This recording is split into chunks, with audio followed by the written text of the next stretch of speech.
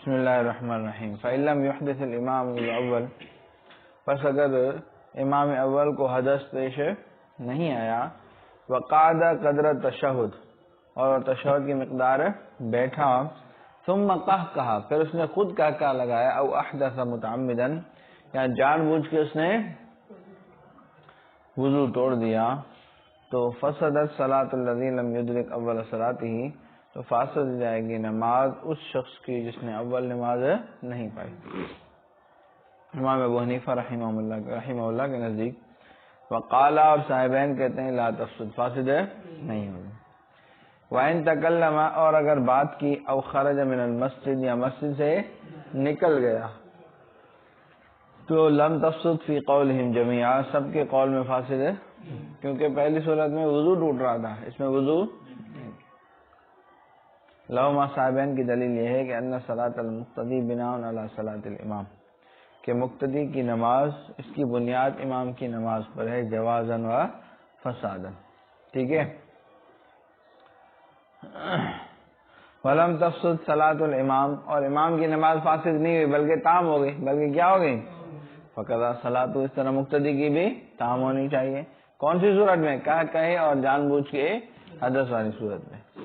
اختلاف تو اسی میں ہے نا. وسارک السلام، یہ ایسے ہوگا جیسے اس نے سلام پھیر دیا تو صحیح ہو جاتی ہے، ووٹ کی اپنی رکعت پوری کرے، اور کلام کیا. ٹھیک ہے، سمجھا؟ ولو، اور امام صاحب کی دلیل یہ ہے کہ بے شک کہا جو ہے فاسد کرنے والا ہے اس جز کو جس سے وہ متصل ہے نماز میں سے، امام کی نماز میں سے.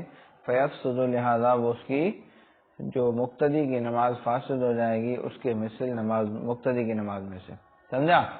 غیر ان الامام، مگر یہ ہے کہ امام جو ہے لا یحتاج الی البناء، بنا کا محتاج نہیں ہے. ٹھیک ہے، اور مسبوق محتاج ہے بنا کی طرف، اور بنا علی الفاسد، فاسد ہوتی ہے. سمجھا؟ بخلاف لفظ السلام کے، لأنہ منہن، کیونکہ وہ تو نماز کو پورا کرنے والا ہے. ٹھیک ہے، اور کلام فی معنی، اور کلام بھی سلام کی معنی میں ہے. سمجھا؟ اور کلام سے وضو نہیں ٹوٹتا.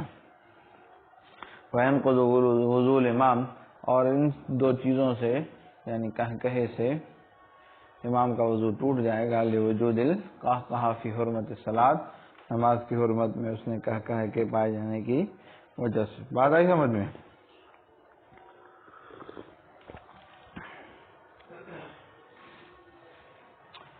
ومن احدث، اب کیا ایک بندے کو حدث ہوا رکوع میں، کیا رکوع میں حدث ہوا، پھر رکوع میں گیا وضو کر کے، اور پھر رکوع سے ہی بنا شروع کی، تو اب اس کو رکوع میں ہی جانا پڑے گا.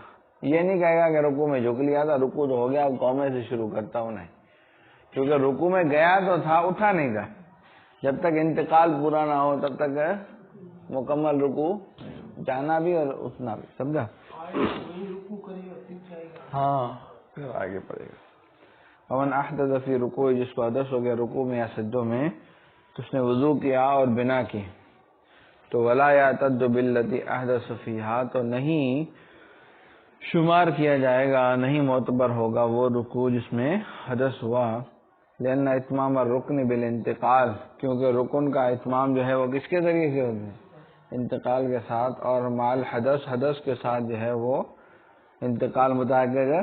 وضو ٹوٹنے کے بعد اٹھانا تو وہ تو وضو کے ساتھ نہیں اٹھانا. سمجھا؟